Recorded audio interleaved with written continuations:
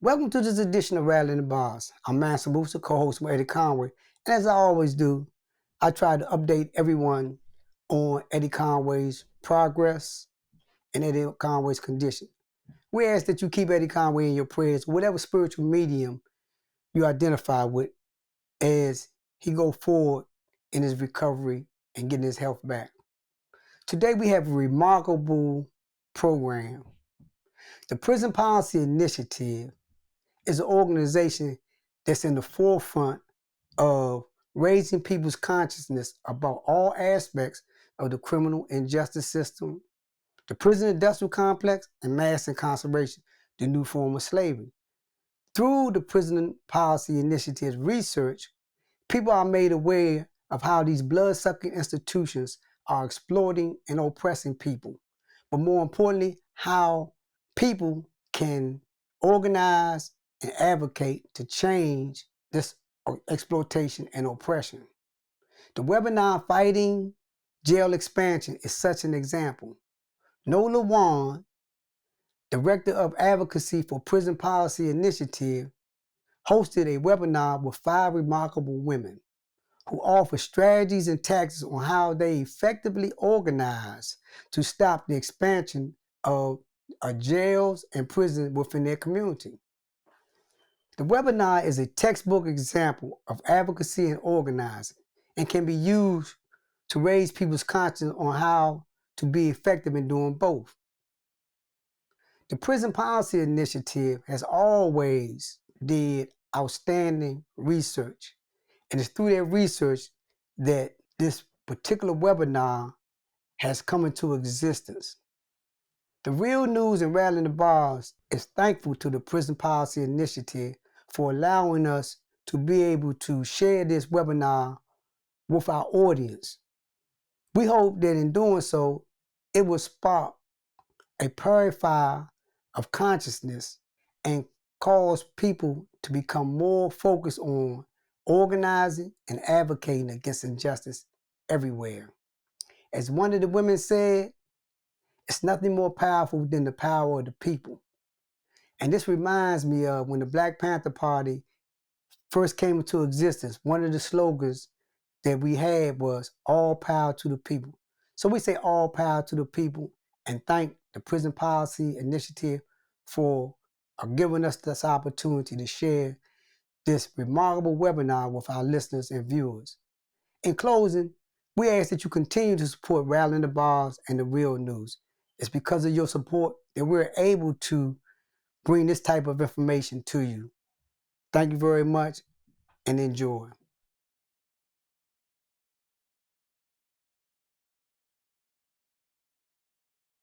Across the country, counties are proposing to build new, larger jails.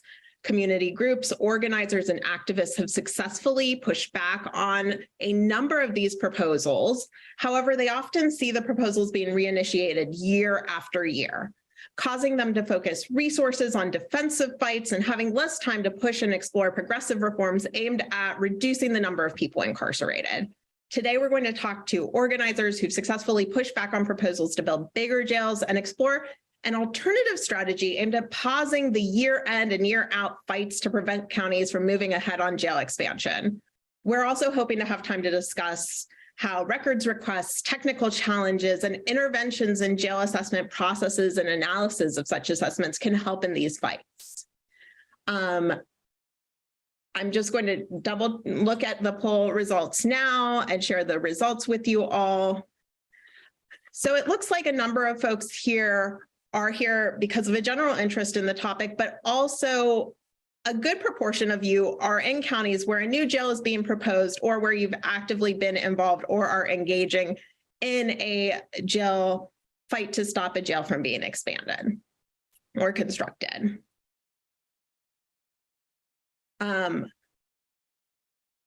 So as we head into our discussion today, I just wanted to do a quick introduction. My name is Nyla Wan, and I'm the Director of Advocacy at Prison Policy Initiative. Today, I'm excited to have Mallory Honora, Executive Director of Families for Justice's Healing in Massachusetts and a proud member of the National Council, and Sashi James, Director of Reimagining Communities at the National Council for Incarcerated and Formerly Incarcerated Women and Girls. Mallory and Sashi's organizations are both leading an important legislative effort in Massachusetts to establish a 5-year moratorium on jail and prison construction or expansion. And Crystal Kowalski, founding member of Building Justice in Berks, which is located in Pennsylvania. Building Justice in Berks has been actively and successfully pushing back on the county's proposal to build a larger jail and aims to monitor the planning and building of the new Berks County Jail. You'll also likely hear from 2 additional Prison Policy Initiative staff members, Wendy Sawyer, our research director, who might be providing some additional information during this discussion, and Emily Widra, our senior research analyst, who will be reviewing your questions as they come in and fielding them at the end of today's webinar. Now, Crystal, I'd like to start with you. Your Pennsylvania County was trying to build a bigger jail based on community action focused on reducing the jail population and pushing back against the need for a larger facility. You've all gotten the county to change its plans. Can you tell us how you first learned about your county's plan to build a bigger jail, how your coalition came together, and maybe most importantly, how your group managed to get a seat at the table during the jail assessment phase when we frequently see that only criminal legal system actors like sheriffs, prosecutors, judges, and jail administrators are being consulted? Thank you, Nyla. First, I want to thank you, Nyla, for holding this webinar on Prison Policy Initiative and for having me be a panelist, and for also your incredible data and reports. We have used those and they have been really helpful. I want to thank everybody who's attending the webinar, and it is really an honor to be on this panel with Mallory and Sashi. So I'll start with how we knew we were building a new jail, and that was by attending county commissioners' board meetings. So I initially went because the county, I guess I saw in the newspaper, the county was thinking about privatizing the jail. And so I went to a commissioners meeting, and then I just stayed attending those meetings. And by attending on a weekly basis and studying agendas and paying really close attention to budget proposals that happen, like presentations happen in November, you can see what's coming down the pike. And what we saw was that they would be building a new jail and contracting with CGL. Our core group of Building Justice in Berks came together also through county commissioners meetings. The core group of us knew each other from a previous battle to keep our county-owned nursing home in county hands. This was a long and pretty involved fight. It went on for about 1.5 years. So during that time, we built relationships with each other, and we figured out how the county works, how they make decisions, and how we could impact those decisions. So that was a group that had done something previously together. We were the core group. Our first action was to send a private letter to the stakeholders, the prison board, which is the commissioners, the DA, other stakeholders, saying, we understand that you're going to contract with CGL. We are asking you to also get information from agencies that do criminal justice reform and have current data. So we recommended Prison Policy Initiative, and we recommended the Vera Institute. We had this letter signed by community leaders. So we basically tried to gather the most powerful, impactful people we could that look like broad-based community support, not just activists. So this letter went out to them. That was the initial action. We got a couple of responses. Then the core group got together and we expanded by holding a criminal justice film series. And we also in that reached out to a bunch of community groups to partner with us. And by holding this series, the audience that gathered was really diverse and amazing. And we invited all the stakeholders in the county to attend, and to our surprise, they did. We had commissioners come, we had people from Safe Berks come, and it was like a series of 4 films, so they were week after week. So once we started getting some people coming, I think there was a feeling of expectation maybe that they should attend. So they did, and that really helped us to connect. CGL also sent representatives to this film series. We got press coverage, and that also helped us broaden our reach. Originally, Nyla, we were talking about what the greatest challenges were that we faced, and I think that's an important thing to bring up. I think staying ahead of like upcoming action items and decision points and getting press releases out prior to decisions being made by the county. So the way that that's done is by covering every single meeting if you can. And that was operations meetings, jail board meetings, commissioners meetings, steering committee for the jail project meetings. An example of why this is important was I was at a prison board meeting, and at the end of the meeting, they're saying, oh, something about this meeting on Thursday at 11:15. And I thought, wait, there's not meetings on Thursday at 11:15. They're at 10 and 1. So I contacted the county. I said, I heard this in this meeting, and what is this meeting? And they said, oh, it's the visioning session with CGL. And I said, oh, and they said, well, you can come if you want. And so that day before, 3 of us in the core group changed around our schedules, got to that visioning session the next day. And it was a really important meeting to be at, right? And we would not have been notified or known about it had we not been at that other meeting. All right, now to the being able to speak with CGL, the people who did the assessment. And I thought about this, and I think it happened for a number of reasons. I would say, I'm gonna enumerate them. One, our history here in Berks County. Berks County had a bad history in criminal justice. Berks County had a woman die in our jail in June of 2014. She was in there serving a 48-hour sentence on an inability to pay truancy fines, $2,000 in truancy fines. The woman who was in the jail cell with her was in there on parking tickets. She notified them that she was having problems. She died of a heart attack because she didn't get medical service. And that got national attention. Losing my place, sorry. Okay, so that got national attention, and it also awoke in local activists. That's how I got involved in all of this. I was reading that article, and I'm like, everything about it was shocking, literally everything. So that was number one in that happened. Then we had other, we held other kind of records. We had the highest constable pay.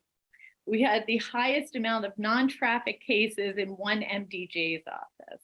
We had the highest amounts of incarceration on failure to post collateral. And this is in Pennsylvania, so in all the counties in Pennsylvania, we were twice as high as the second place county, which was York, on incarcerating people for failure to post collateral. That's like bail on very low-level summary offenses. On all these things, we had fantastic press coverage and really in-depth investigative reporting. And at that time, the newspaper was giving a lot of room to this reporting. It connected us together. It connected us with the ACLU, which really helped. Number two, we have at least one commissioner who I believe has a true interest in criminal justice reform. And he happens to be the head commissioner and a Republican. This helps us a lot that he has these feelings. Number three, the Board of Commissioners saw how we fought to keep Berksheim, that was the nursing home, in public hands. And they knew we had the drive and the connections to collect the data and to make it public. So from the beginning, they emphasized how transparent this jail building project was going to be. And we tried to hold them to it. We attended every meeting, we commented, we placed right to know requests. We held a very public film series with broad-based community partners and invited all the stakeholders. The number four, so CGL also attended our film series, which helped connect us with CGL. On the model of CGL and how they were going about business, we conducted our own stakeholder meetings. So we had meetings with the MDJs, pretrial services, parole and probation, some of the commissioners, community leaders, the warden and the deputy warden. And on a regular basis, if we had a question, we just emailed CGL directly. And they would get back to us and they would answer our question. We submitted daily right to know requests for the daily jail admission logs. This gave us information about jail population and level of offense and the people who were in jail on a kind of a introductory level. But it also let, I think, the county know and CGL know that we knew all this. And then last one, number 6, we were a constant presence for years, and we always approached every comment using the subject we, presuming that these decisions will be made with input from the community. This past November, the commissioners announced that they were taking the next year to reduce the jail population to below 700 people, and we plan to help them surpass their goal. And I'm open to any questions and talking after this. I know that was a barrage of information. Thank you, Nyla. Thanks, Crystal. And Mallory and Sashi, as mentioned at the outset, jail expansion efforts frequently revive year after year in counties, but you all are kind of trying to flip the script in this fight against jail expansion and construction by leading an effort to get the Massachusetts legislature to pass a jail and prison moratorium bill. Can you describe what that looks like, why you chose this strategy, and the obstacles you've faced in advancing that legislation? I'll start.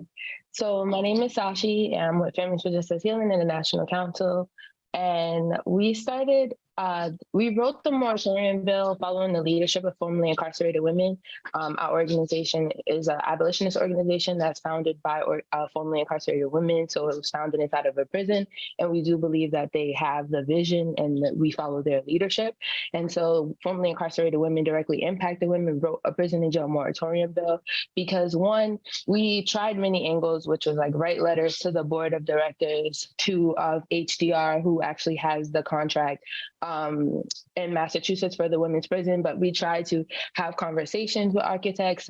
Some were successful, which thank you to the architects that actually pulled out and chose not to move forward with this project. But some architects, one primarily being HDR, decided not to pull out of this project and also decided to blatantly ignore formerly incarcerated women, directly impacted women and our allies from across Massachusetts and even broader from across the country, because they're the second largest architectural firm in the country that's just building prisons and jails everywhere.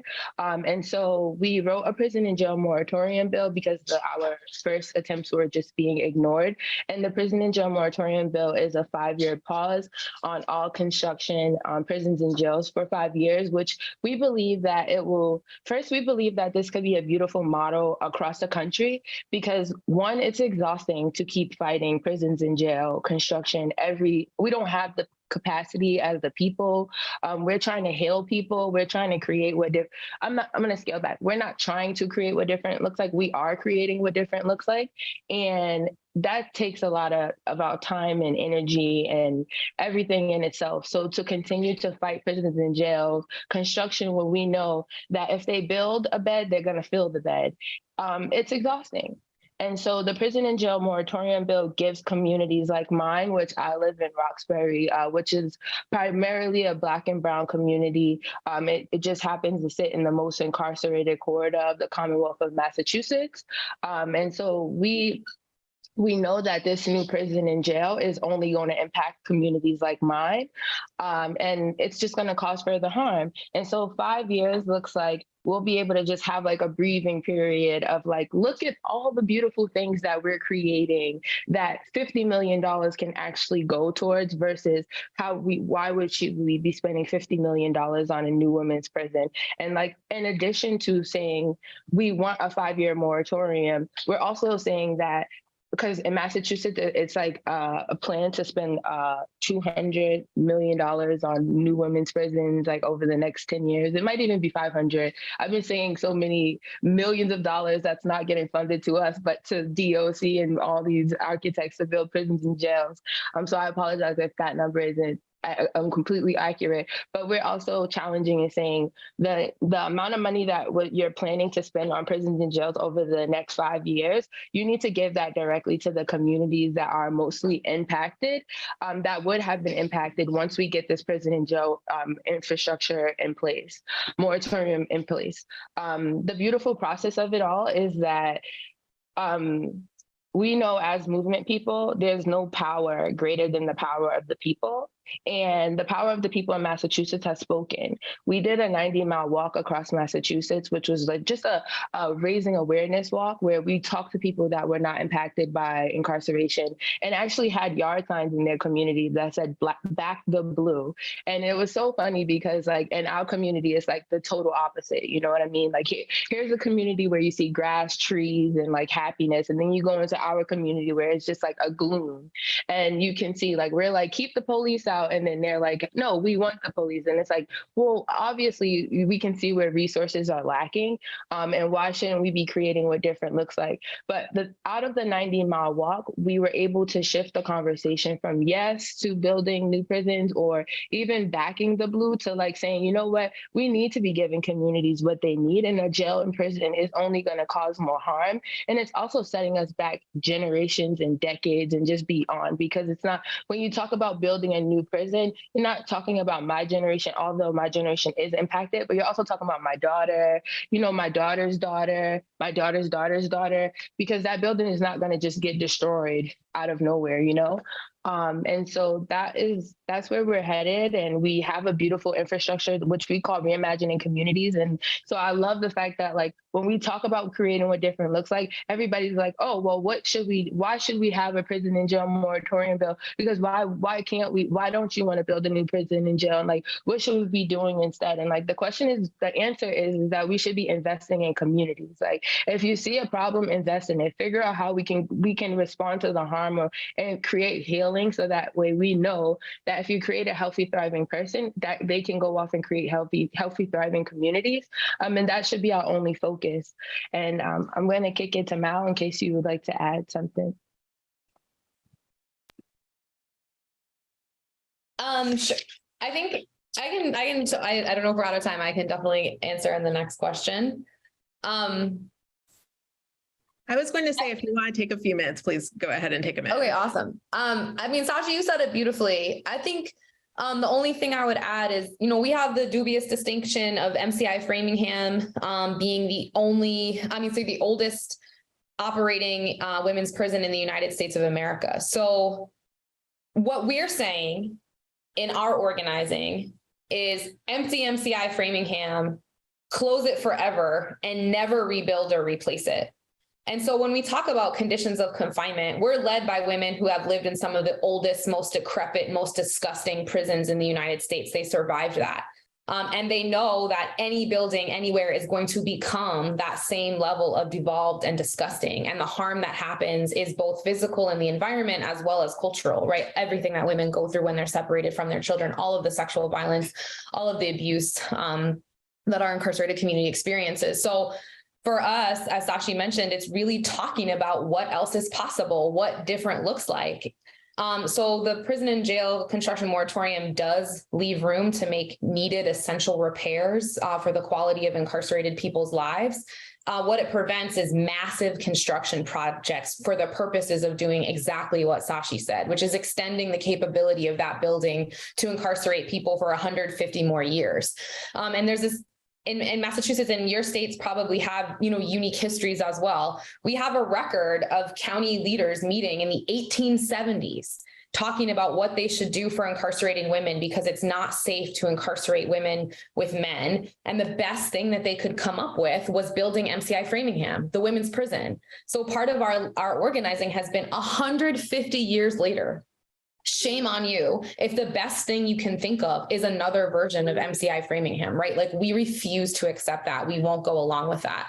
But what we're absolutely not saying is let women sit in there. So all of our organizing on the ground, our participatory defense work, our campaign work to free the mothers, free individual women, like we're doing everything possible and exploring every single pathway to release and talking with people about how that's possible as we're organizing for this pause. And just to emphasize, that's what that 5 years is for, to focus on doing that work instead of digging holes in the ground where we're going to bury women for another 4 generations.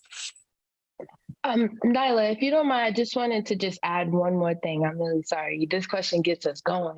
But I also wanted to put it out there that we've done a listening tour. That was a 2.5-year listening tour where we asked women across the country, women and girls, what people needed and what caused them to end up on a prison bunk. Like, how could we have supported even a question of like, what made you happy? So that way you would never end up in a question bunk, which is something that even as a young Black girl in the community, I have never been really asked, except for my mom, who's Andrea James. She's always like, but she's a little bit different. But, like, what makes you happy? And we have the research to show what our people need, so that way we're not spending $167,000 in Massachusetts on incarcerating a woman.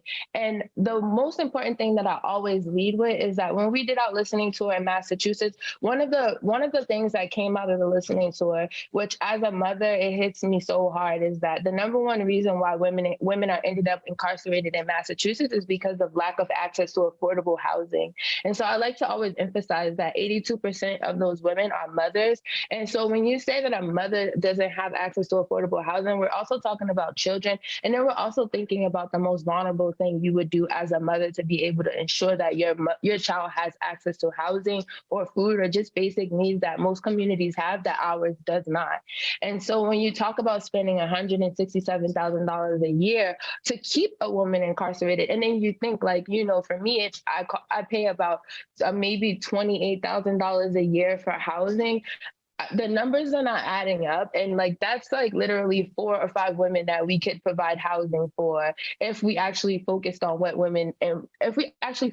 the people needed versus not keep allowing a business to keep oppressing a certain group of people. I just wanted to uplift that. No, I really appreciate that, because I think it really points to how we need to be looking at different strategies that will, in fact, reduce the number of people coming into contact with the criminal legal system in the first place, and reducing the number of people who ever experience incarceration. I want to kind of take us a little bit to talk about some other strategies next. So besides public awareness campaigns and legislative strategies, I'm interested in hearing about other kinds of tactics you've all tried to pause, delay, obstruct jail construction and expansion. And Mallory and Sashi, specifically, I'd be interested in hearing about the technical challenge you all brought using the Massachusetts RFP process, maybe explain what an RFP is. And then Crystal, if you could discuss how you all have used public records in Berks County, I think that would be helpful for folks. Sure. So, we're organizing to stop the new women's prison by any means yet necessary. So we're using all the tools in the toolbox. And we found out that they were going to build the new women's prison because overnight, in a move of crisis and chaos that was incredibly harmful to women's lives, they shipped out about 200 women from the state prison. These are county sentenced women and women being held before their trial. They'd been at the state prison.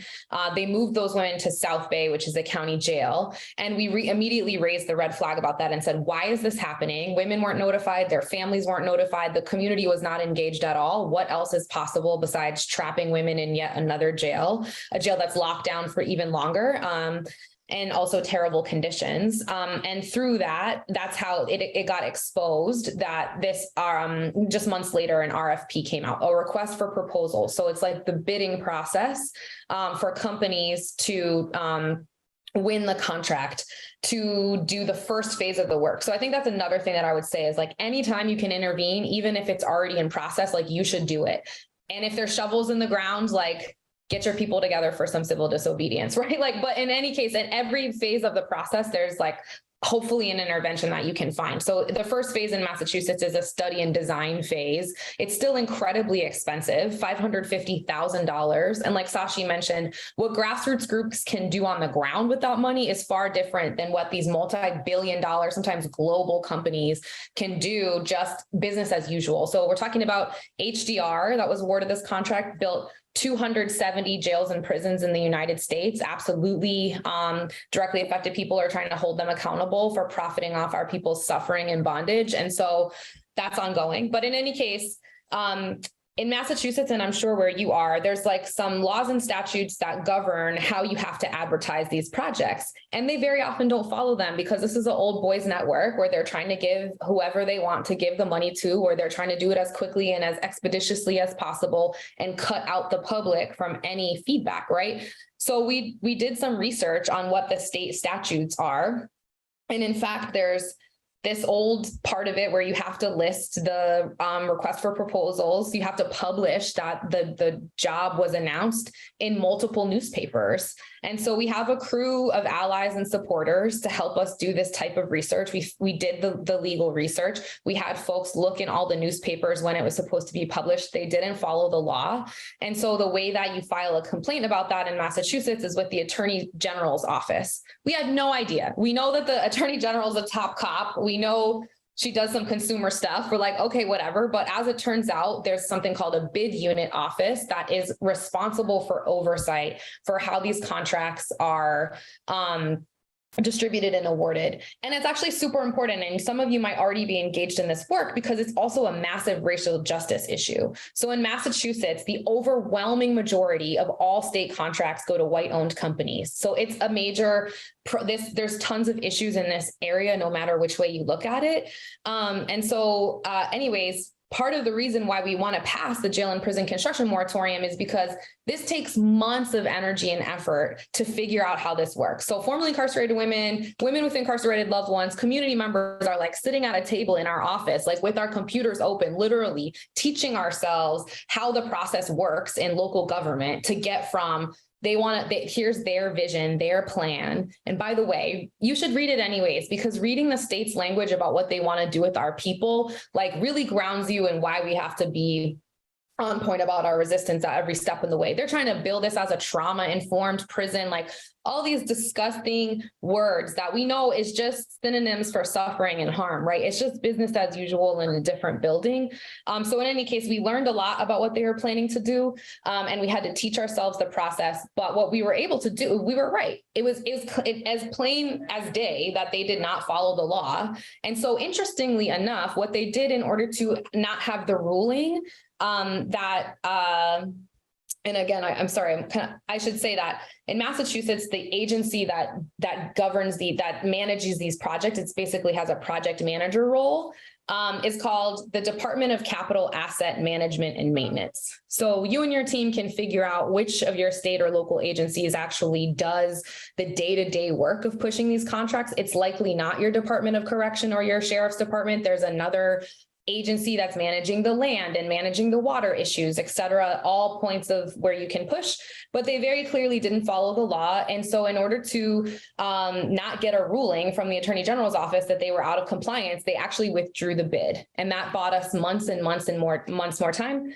Then we challenged them again because they knew that we were now looking, they knew we were mobilizing, they knew we were making noise, and they tried to bury this project inside of another contract called a house doctor contract, which is basically an architect on retainer. I don't need to go on all those details, but they tried a shady way to hide it from public scrutiny within an existing contract. So there wasn't a public bid process. That actually got leaked by a staff person of DCAM. And so we filed yet another administrative challenge. And there's no arguing that they were clearly wrong about this as well. And so again, and we were prepared for a hearing at the Attorney General's office. We had submitted pages and pages of documents. The 11th hour, the night before the hearing, they yet again withdrew the proposal, which again bought us months and months more time, and they had to refile it a third time. And so every time that meant that we got to show up to more hearings, we got to talk to more leaders, we got to build more power, and we got to delay the process so that we could keep organizing. And Sash, do you want to add anything? No, I know we're at time, but the most beautiful process is that we also got to learn more and more. So that's why we give all our knowledge to the people in the movement, so that way everybody else doesn't have to go through this draining process.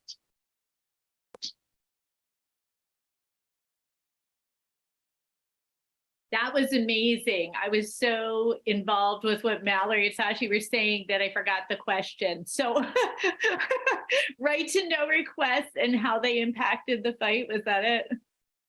Okay. Yeah, I already how you all used right to know requests. Yeah, I went long first. So I did touch on this. We do a daily right to know request for the jail logs. I think basically it just shows that we know what's going on. Like, so recently, a little example would be, well, a couple examples. During the pandemic, our county was putting people in jail, weekenders, right, in jail during the pandemic. So like you saw that and you're thinking, what's this stop the spread? You're taking people in and out, and we're seeing people going in for non-support now, which we had not for years, and that's happening, low-level offenses.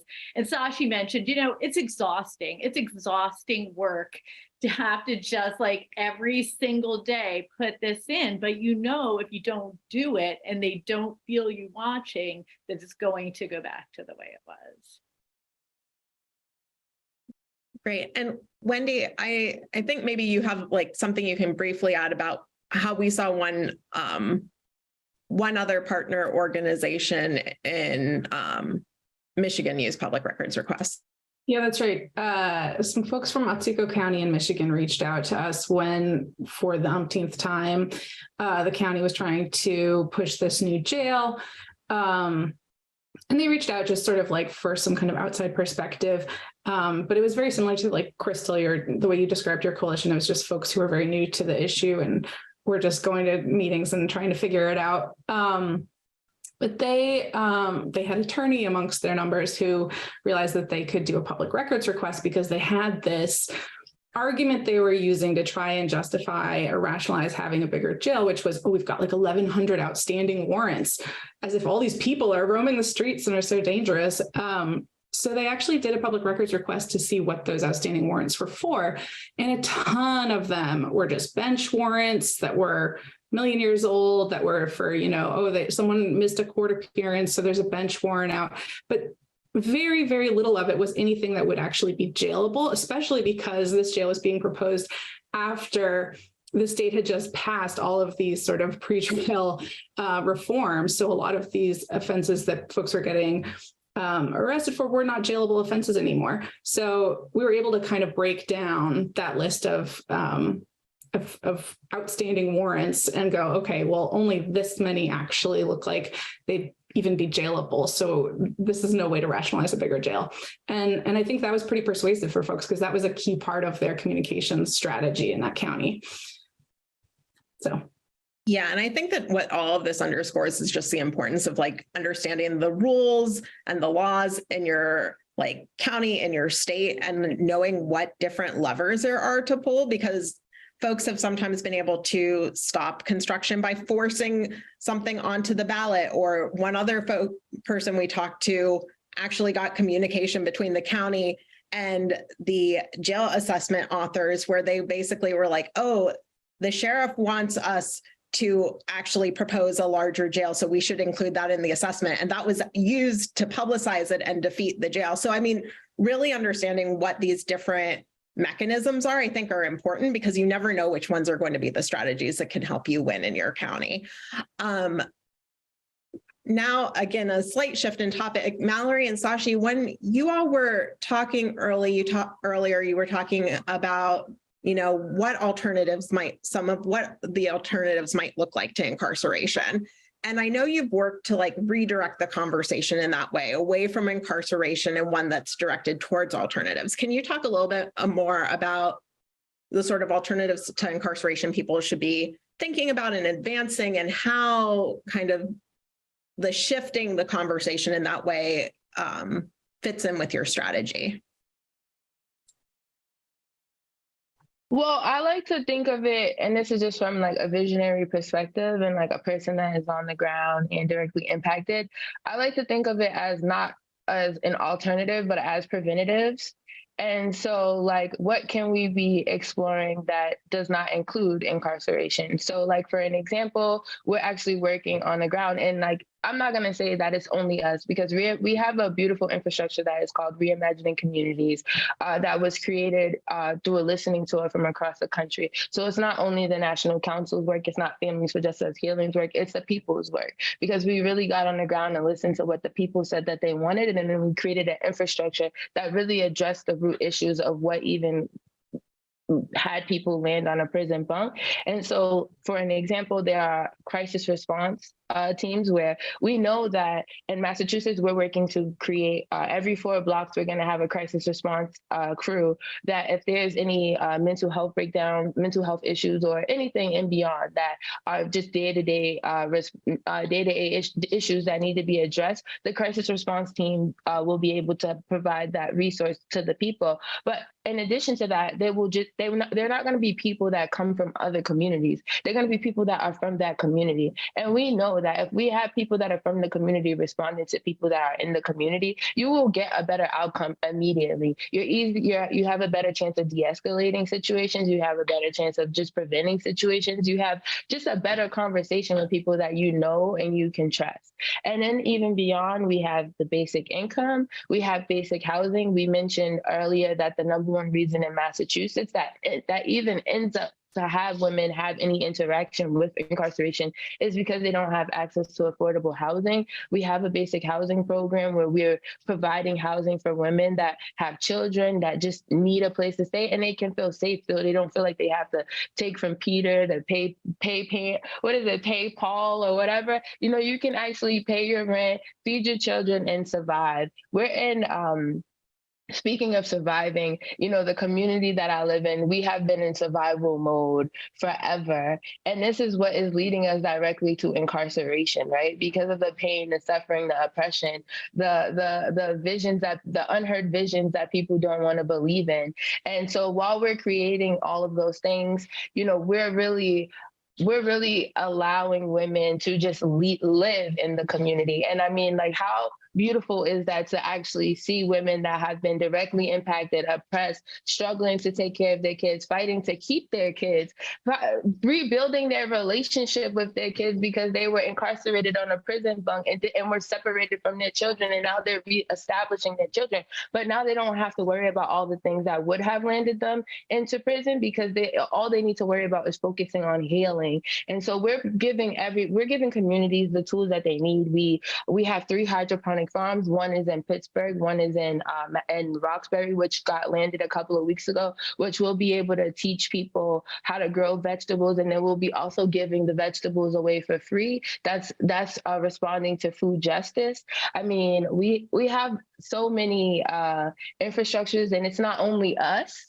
It's other states across the country that are also doing these things, so that way they can stop the transgressions in communities from communities causing harm just because they need specific things and they don't have the things that they need. So communities are actually working, community members are working to provide the tools that people need.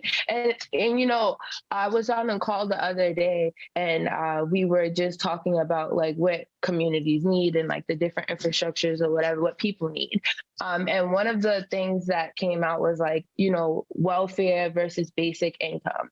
And I just really wanted to emphasize and show that, yes, you know, they have systems that provide welfare and food stamps and Section 8 and all of these things. But we have to also understand that a lot of these city implemented structures only cause further harm and literally keep people oppressed. And I know one of our basic income recipients had said to me, when she got a student loan, because she's in college, when she got a student loan, the housing authority threatened to take away her housing because she got a student loan. So now we're telling people who are on housing, who are trying to get more education, that they can't get education. So you just have to understand the areas. And the difference between what basic income looks like, what we're saying is like, sometimes people need an extra push. Sometimes people need to just be given $500 a month just because they need to pay their phone bill. They need to buy extra food. I always love when I'm like, oh, I got a stipend. Sometimes I get paid to do a call and I'm like, I got a stipend, which is very rare, but I'm very appreciative of it as a single mother and the struggle, you know?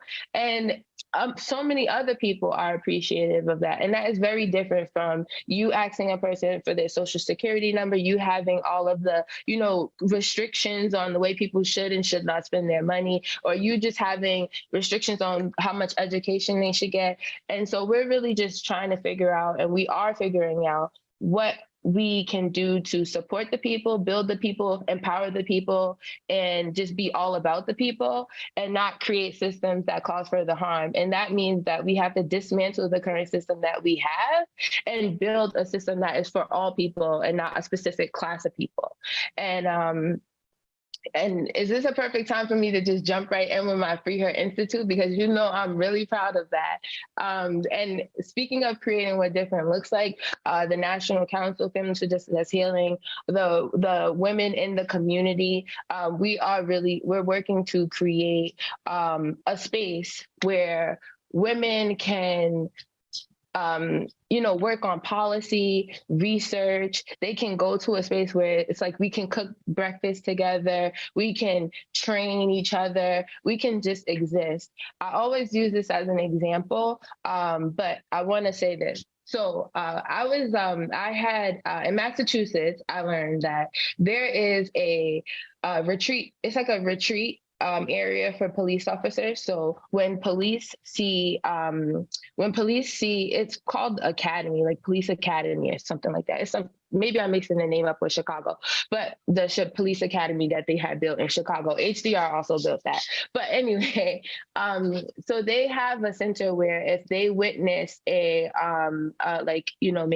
an aggressive situation, or they go through a traumatic experience or mental health, they can go to a home and they can like be around animals and milk cows and get meals cooked for them and just like woosah for like 3 or 4 days. It's covered by their insurance.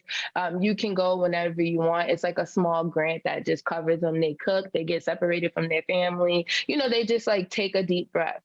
Communities witness all of this and above, right? We actually live in it all day long, community members. I'm like, and we still have to go inside the house, especially women, mothers, still go inside the house and cook meals for our family, still provide. Most of our households are single family households now, being that we've been at a 700% increase of incarcerated women. Sometimes our grandmothers are taking care of the family because our mothers are now incarcerated as well. But the point is that our people need the same resources and beyond, so that way we can heal. As I mentioned earlier, healthy, thriving people create healthy, thriving communities. And so we have an inherited land on Martha's Vineyard on Oak Bluffs, which is a historical landmark for Black people. And we're working to build a retreat center that is $1.5 million, because we did the land survey and everything to build the most beautiful retreat center that will support the people. And so we are selling Free Her t-shirts. They're called the Free Her Institute t-shirts. And this is really going to be a groundbreaking retreat center, because it's going to allow women to come and learn, research, think, and do all of the work that Mallory and I talked about around the prison and jail moratorium bill. I mean, that was work that we just were like head banging on walls to just try to get. But being that we literally created an infrastructure, we can now go to the retreat center and show women the blueprint of what we have. So that way women are not spinning wheels in their community and doing the same thing that we had to do and beyond. What does reimagining communities look like? What does it look like to create basic income? What does it look like to create a housing program? What does it look like to bring a hydroponic farm to your neighborhood? Just like all of these beautiful processes. And then also, what does it look like to just sit there and relax, or maybe go read a book on the beach, or maybe go see some greenery? I told you already, I'm not into the greenery, but some people may be into the greenery. I know Andrea is, but that's what we're trying to do. We're trying to build a center that is for the women, and we need people to buy t-shirts to support all the processes all the fees from the t-shirts go directly to building this retreat center, and it's for the people. And I'm really excited. And this is what we mean when we say we need to create and build what different looks like. And of course, like I said, there's no power stronger than the power of the people, because this is one of the most beautifulest centers that will probably be built in my lifetime for me. And that's because of the power in the people, not because of the government or anybody else. It's because we are believing in the power of the people, which is the directly impacted women and girls, or the most vulnerable population. Thank you so much, Sashi. And we're going to just jump into kind of sharing some of the different resources PPI has that folks might find helpful in some of these fights. We're then going to be going into the question and answer, and we'll be giving each of the panelists like a few minutes to kind of make a brief closing remark. So just to shift over to that right very quickly, let's see.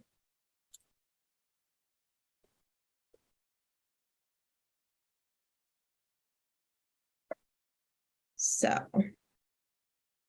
before turning to the question and answer segment, like I said, we wanted to quickly share a few resources PPI has been made available for folks fighting jail expansion. The first two slides I'm going to go over just provide information on materials ranging from reports to briefings to training documents that Prison Policy Initiative has created that you might find helpful when a jail proposal is being advanced. Does our county really need a bigger jail? Outlines mechanisms for decarceration the county should take into account before a new jail is even proposed, or any sort of progress is made in like a proposal.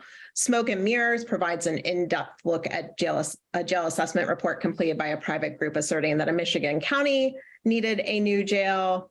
Arguments against jail expansion provides findings about jail overcrowding, counter arguments against jail expansion, and points of intervention in jail fights. And our how-to guide for critically reviewing jail assessments provides questions that should be asked and considerations that should be taken into account when examining a jail assessment. I'm going to quickly outline some of what's provided in this final guide. Given that jail assessment analysis are really one of the things we receive the most questions from groups that are fighting jail expansion about. To start, jail assessments, which may be referred to by several names, are analyses often conducted by private companies who have been hired by a county to analyze the operations of the current jail and make recommendations for building a new jail or expanding an existing one. These assessments are done before any final decisions are made and often are filled with faulty assumptions, misleading data, and are rife with other problems. So we put this guide together to help folks spot some common problems that exist in jail assessments. Problematic assumptions are often made. It's often important to consider what those assumptions are. For example, most assessments assume no change in the status quo. That means that if reforms are moving, there's no analysis of what the impact of those reforms might be. And even when reforms have passed that will directly reduce the number of people being incarcerated, the assessments may entirely ignore the impact and realities of those already enacted reforms. Oftentimes, only individuals whose opinions are taken into account in assessments are those who work within the current criminal legal system, like the police, the sheriffs, jail administrators, and district attorneys. The voices of community members, people directly impacted by the criminal legal system, mental health and substance use disorder providers are not even part of the process in most instances. The numbers, the data, the graphs, and the trend lines themselves can be highly misleading. For example, if the image on the top had started with any year after 2012, it would have shown a decline rather than an increase in the number of cases pending.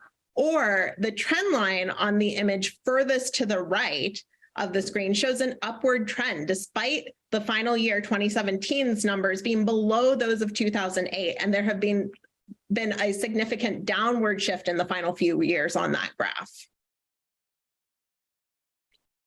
Also, keep in mind that the data provided in the assessments themselves can be used to identify reforms that, if implemented, could immediately reduce the jail population.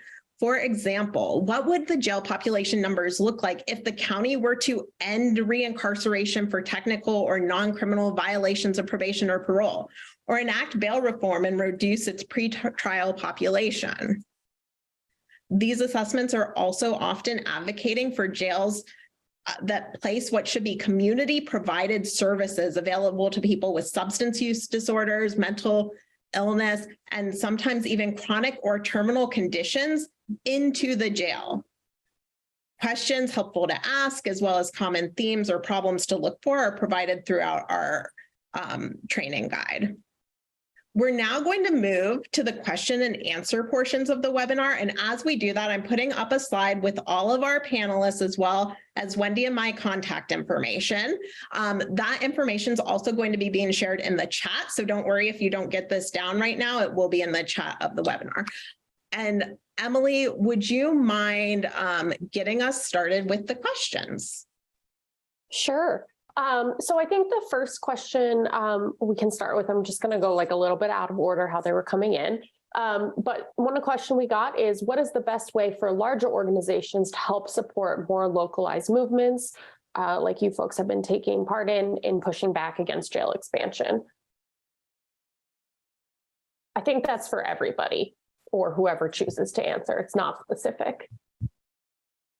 I think one of the most important things as that we follow our own, just from the National Council's perspective, is that we'd never go into communities without getting to know the community, the organizations that are on the ground that are doing the work. And so we have ecosystem check-ins, and we're like, hey, like, how can we be supportive of you? Versus a lot of organizations just kind of like what would be like, just jump in and say, this is what you need to do. But what is important as a national organization is to, whatever state you're trying to work with, like, go in there and figure out what are the problems, get to know, pay homage to the land, and also get to know the people that are on the ground that are doing the work. And they will be able to tell you, you got to listen to the land. They will tell you what needs to be done and how you can plug in and what support you can give as a national organization. That's my perspective. And I guess I'll just briefly answer as a rep from another national org, I guess, that I think it's really about capacity building, right? The folks that are on the ground, like Sashi was saying, they know what needs to happen. They know what reforms will be most impactful in their community. They know what other alternatives should be being designed, what sort of preventive measures should be being put in place. What we've found is that we tend to get asked for things, unsurprisingly, like data that groups might find helpful, like reviewing jail assessments. And we really do just try to kind of help groups in whatever ways are additive to their campaigns without imposing any sort of ideas on how things should be moving forward.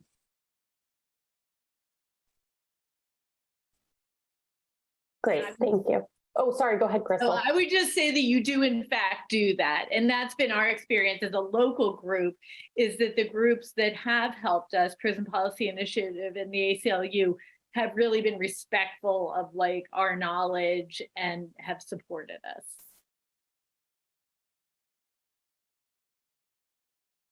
Okay, great. So another question that's come in is about if anybody has been able to partner with local public defender offices on these efforts, because they often have access to data to support these movements or other information, kind of like insider information. Have any of you utilized that, or do we know of anybody who has?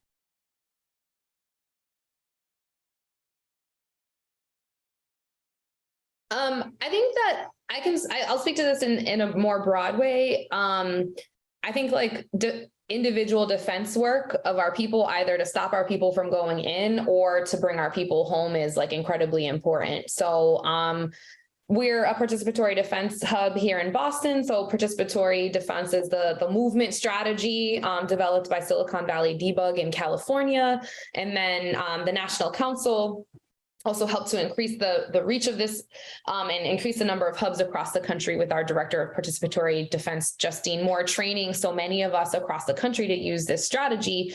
And it's just building on what people and families have done forever, which is like fight for our people, right? And instead of just stopping like outside the courtroom, you know, I can picture Raj in my head doing this part of the training. Like we have the free so-and-so signs outside and we would just stand there and look in the court. But really it's about going into the court and shifting the power dynamic. So many of you might already be practicing this. There might be a local hub that you work with. So public defenders can be brought into that process, right? With a people-led strategy, a community-led strategy to fight for our people, to represent our people as whole and needed and valued, to offer our own crafted alternative sentencing or diversion from conviction in the first place, and really bringing public defenders in to be part of that process, as opposed to sort of just another person in the system that's there for business as usual, asking you to accept a plea deal that you don't want, or sort of facilitating incarceration as the norm. So,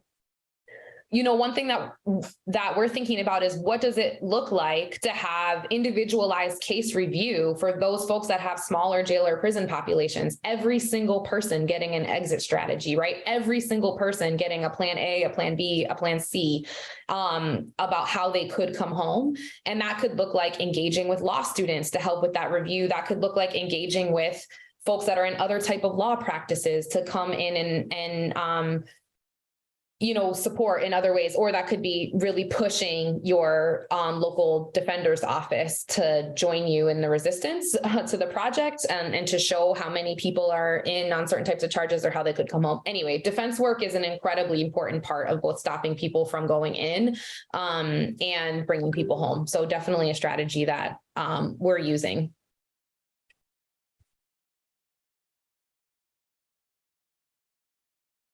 Great, thank you, everybody. All right, so another question that's come in is, do we have any advice for how to work against the alternatives to jail that include things like other types of carceral techniques like home incarceration, surveillance, other things that aren't technically jail but might sound good to folks who aren't totally involved, but these are still punishment and still take up resources? I think that participatory defense is a really good tool to help fight against those, especially like if you're talking about like case by case situations. But also, I think that it's also important that we start why shifting the public opinion and changing the conversation is important, because a lot of people are advocating for ankle shackles. A lot of people are advocating for air incarceration. And then after we, spend 10 years saying, oh, everybody needs an ankle shackle. And then when everybody gets an ankle shackle, they realize that it's another form of incarceration.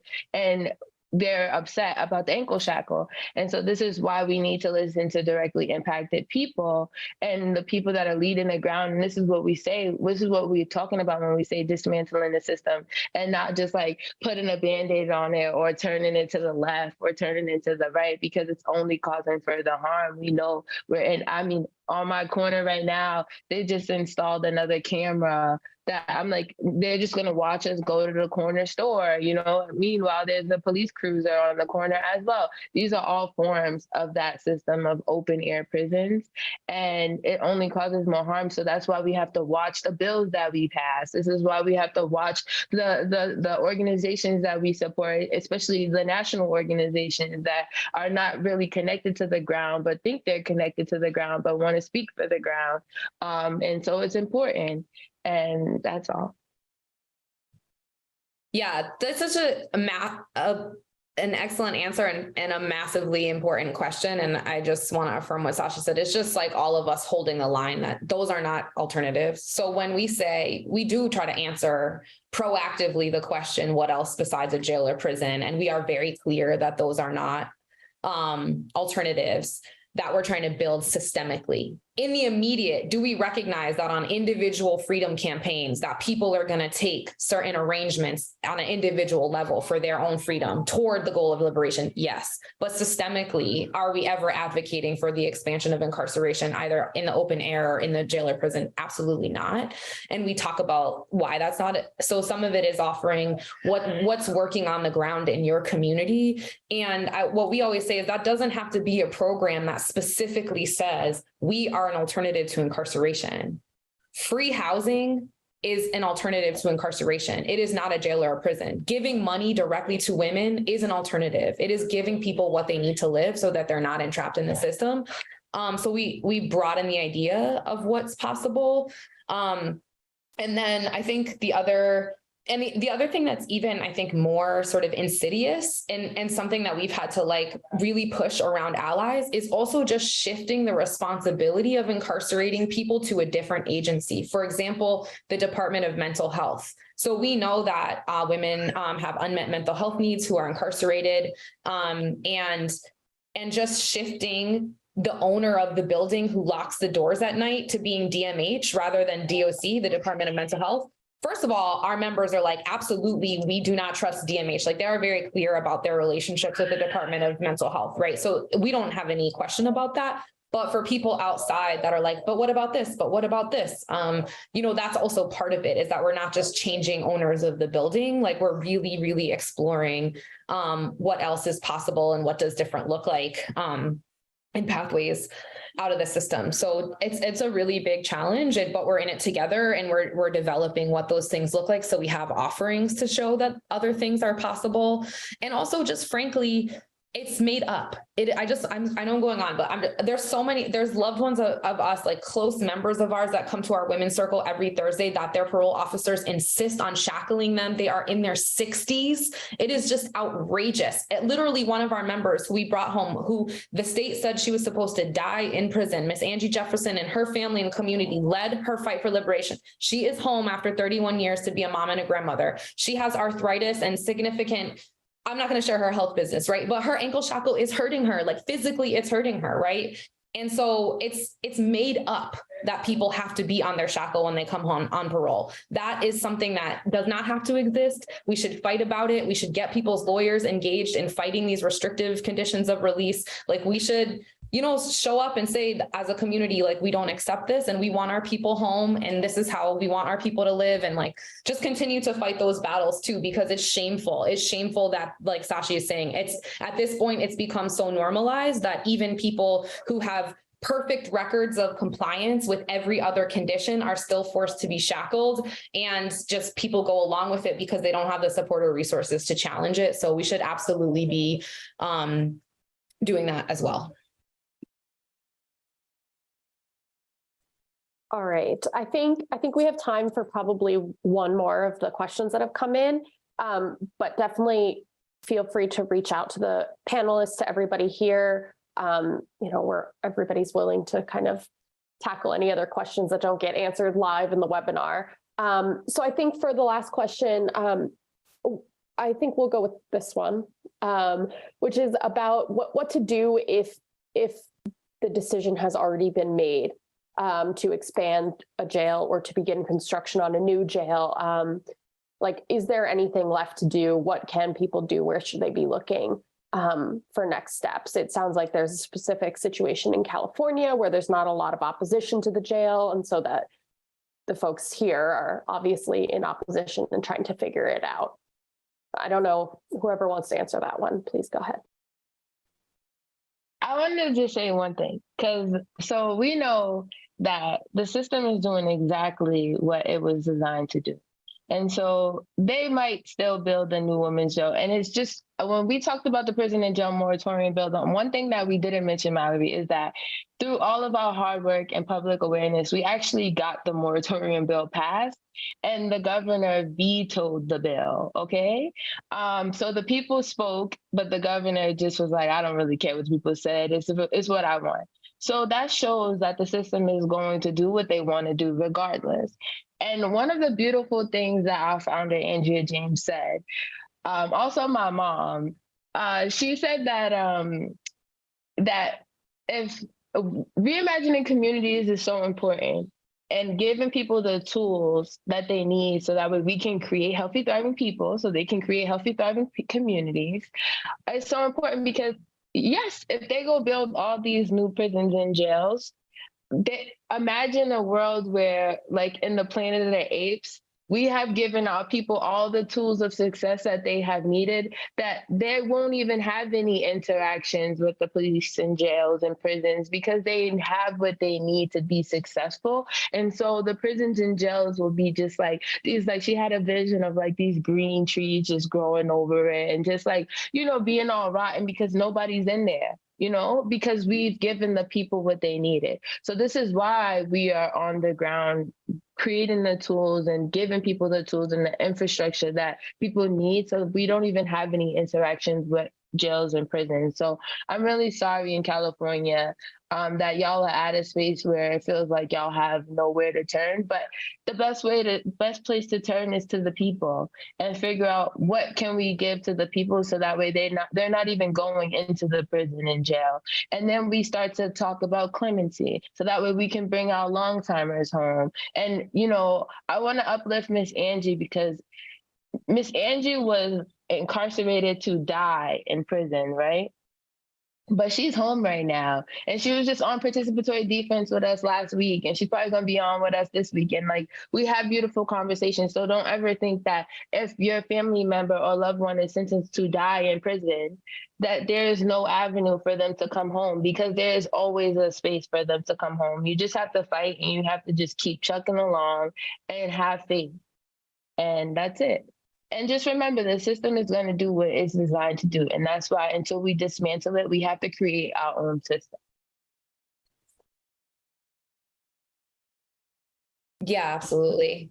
I would say just keep building the resistance, like the beautiful organizers on this call that are resisting, like Sashi said, turn to the community, door knock, canvas, let people know about it, because so often our people would be against it, but we're busy working, we're busy parenting, we're sort of drowning in our own stuff, and the states and the cities try to hide this from our people. So educating to prevent any further, or like engaging people in ongoing resistance, like what could creatively be done at or near the site to raise awareness that there are community members that don't want this. There are people that are loved and cared about that they're planning to move into this building, and they should be moved home and come home instead,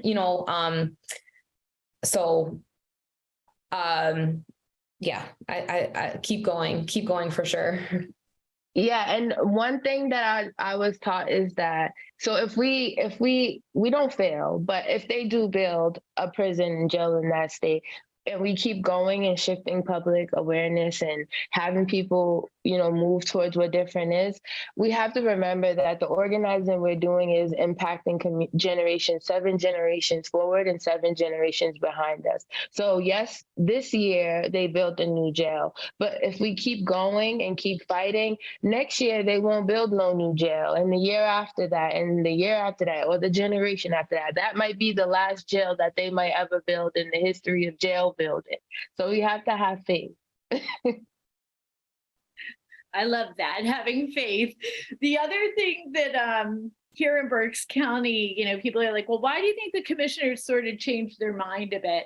And I was thinking about it, and I'm thinking, I think it might be inflation and the recession. So if you're new, if you're in a community, the question asker, and they haven't started building yet, and you probably already done this, but know how much every little bit of it costs. Because they in one of the meetings, they said, oh yeah, we're gonna not have work release anymore, and that'll bring down a pod, and that'll be $8 million in building costs for one pod. And then, that pod has to be staffed, right? 24/7, like the amount of money. So if you can say, hey, in a time of record expense for construction, you're going to build this, I kind of feel like that's what impacted some of the decision in our county. Thank you, everyone. And I'd also just refer folks back to the RFP technical challenges Mallory was mentioning too. Sometimes there still haven't been decisions on the number of beds. There might be certain interventions that are.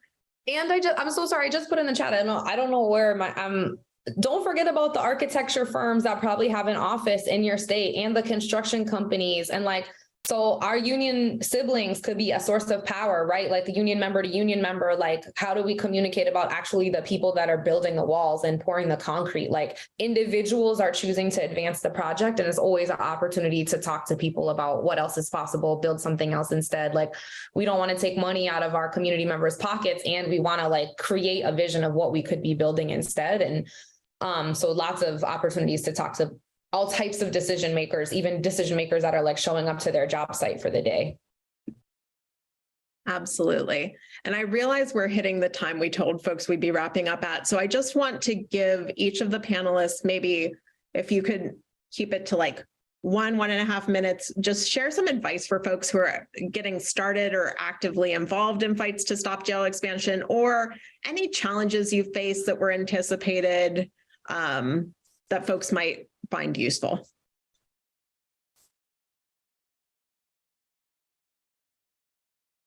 I could go first. So this is basically what we did. Attend every meeting, take notes, collect data, question their assumptions, make and broaden your community connections, get press coverage, attend the budget proposal presentations, make the fiscal arguments, know who is in your jail and make it public. Make sure everybody knows who's in your jail, and presume that you have a place at the decision-making table.